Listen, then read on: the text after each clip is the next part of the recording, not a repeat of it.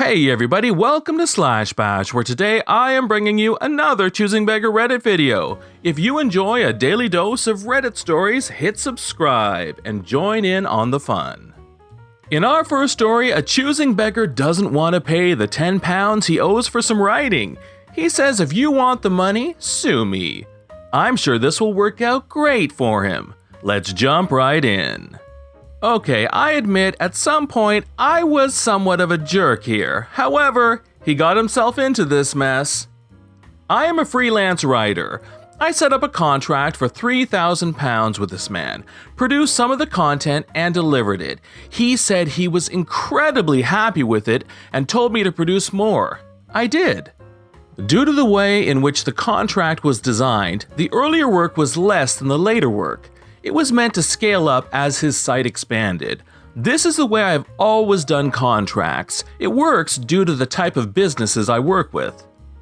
After a couple of days, he decides to change the terms of the contract. He wants something completely different, but he wants me to edit previously delivered content because, in his words, the content is blank because it doesn't conform to his new specifications.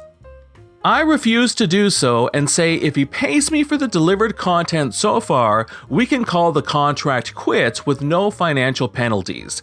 He says no, he shouldn't have to pay for content that was not up to snuff, even though earlier he said it was.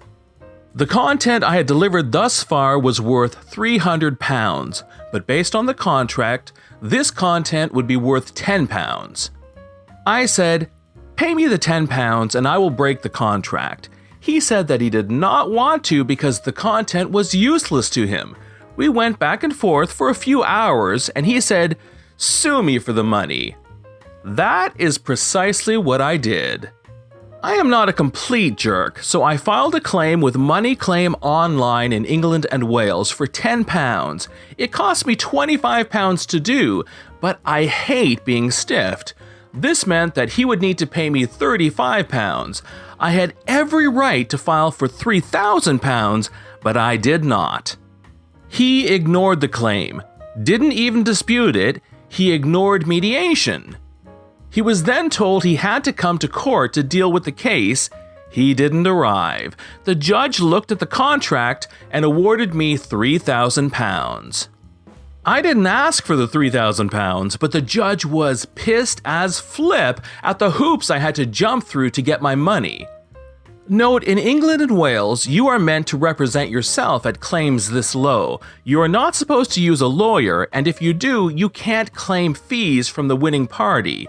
This is designed to make claims a little bit fairer. However, I am pretty much fully trained as a barrister. I never went the whole hog, and I am fairly confident I would have won the case whatever happened.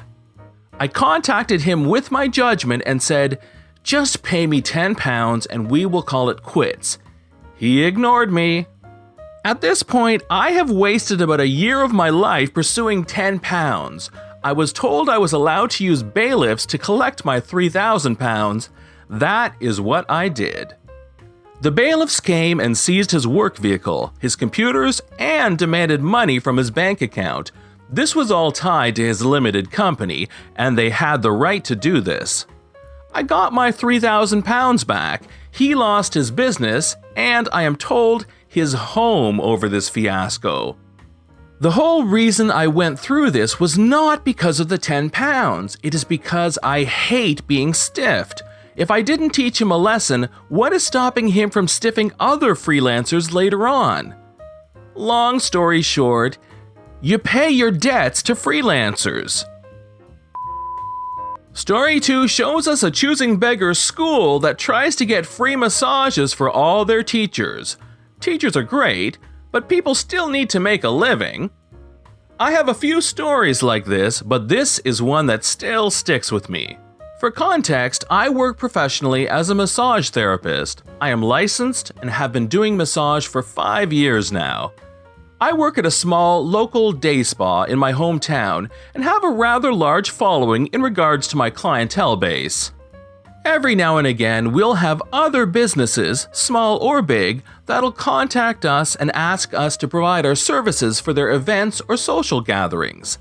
These events will usually require us to have at least 2 therapists, including me, on site, and also to bring our own supplies. Which we don't mind doing since they only expect us to do basic chair massages for 10 minutes per person. Not too bad, especially for about 2 to 3 hours, and they do pay us afterward. One day, I get a call from a local elementary school in another town a little over half an hour away from mine. The woman on the phone explains how it would be Teacher Appreciation Week the following week, and they were wanting us to come down to provide 10-minute chair massages for all of the teachers. I told her we wouldn't mind doing that since we get calls from others to do similar things all the time, and what she was asking didn't sound too off from the norm for us. Then came the choosing beggaring. Okay, so we've got all the info we need. Now how much would you be willing to pay? Our normal rates for event services is usually $1 a minute, but we can alter the rate if needs be, since there'll only be 2 of us. Oh, we didn't think we needed to pay.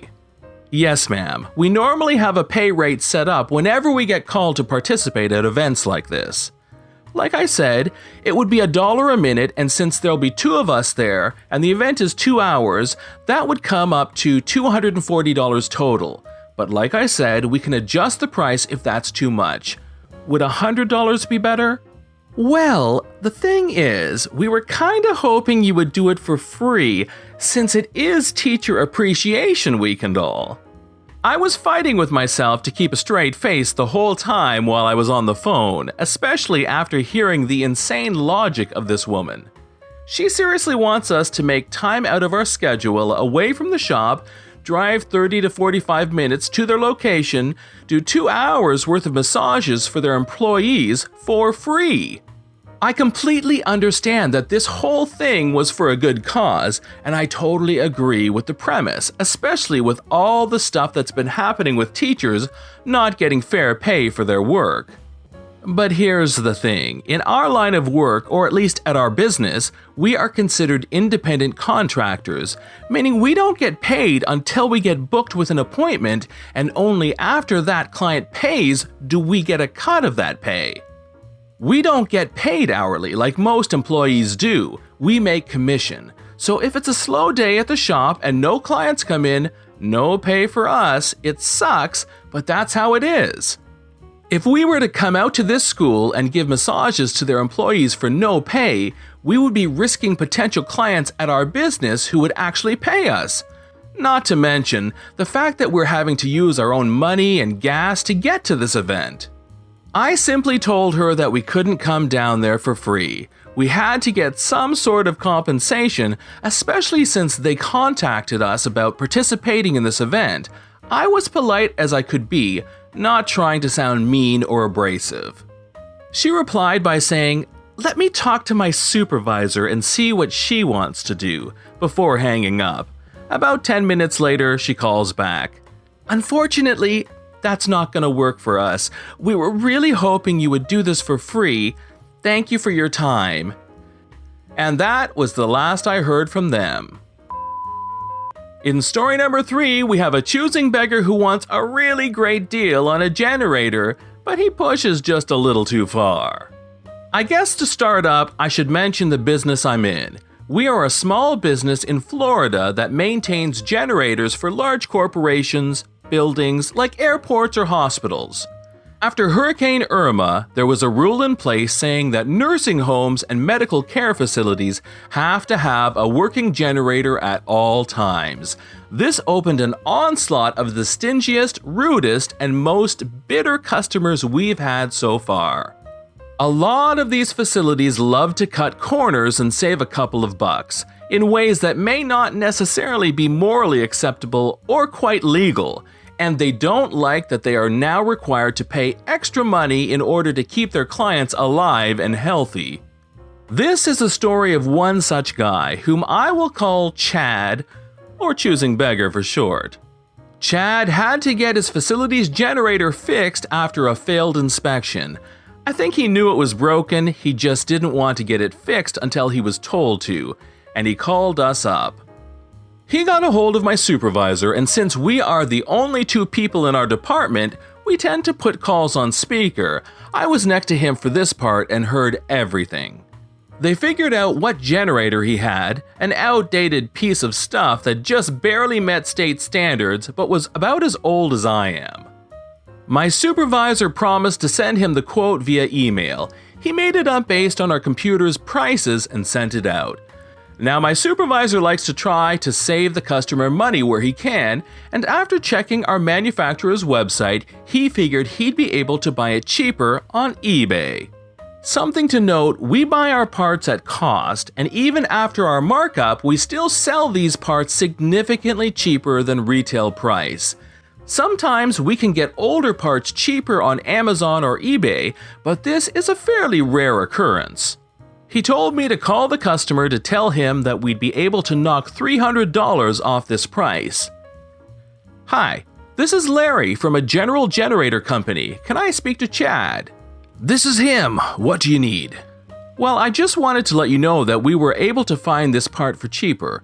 Your original total was going to be $2,100, but now I can send you a new invoice for $1,800. Is your default email okay? Yes, that is fine. Thank you so much.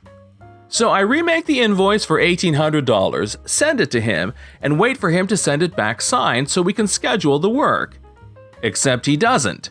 We don't hear back from him for a week, then he gets transferred back to me. Hi, this is Larry from a generic generator company. How can I help you? Hi Larry, this is Chad. I received an $1,800 invoice from you, but your boss called and said it would be $700. I just need you to fix it so I can sign it and send it to you. Oh, actually that was me. After pulling up your account, I see that we were able to find a cheaper part for you, but the total is still going to be $1,800. Would you like me to resend the itemized invoice so you can see exactly what you are paying for? Chad becomes flustered at this point. No, your supervisor was actually the one who called me. I just need you to honor what he said and change it for me. Now keep in mind, this call was on speaker and my supervisor is at the desk directly next to mine. I make eye contact with him and he shakes his head, obviously annoyed. You know what, sir? Let me transfer you to him. So I put him on hold for 10 seconds, then take him off since my supervisor can hear him fine on my phone anyway. Basically, this dude starts getting increasingly aggressive while he tells my supervisor that he was told it'd be $700 and he wouldn't pay a cent more. My supervisor explains how the rest of the parts alone cost more than that, and he also needs to pay for our technician to install the darn thing. Choosing Beggar absolutely loses his mind, saying how he could buy the parts himself and look up a YouTube tutorial to install it. Yeah, right. And my supervisor tells him that under no circumstances will he be lowering the price further. So Choosing Beggar hangs up. The guy calls back a week later saying he'll pay the $1,800. But surprise, surprise, the part on eBay is no longer there. Have fun paying full price, butthole. This has been John from Slash Bash. Thanks for watching. If you've enjoyed the video and want to see more of them, then please hit that subscribe button. We'd love for you to drop a like, share it with your friends, and we will see you in the next one.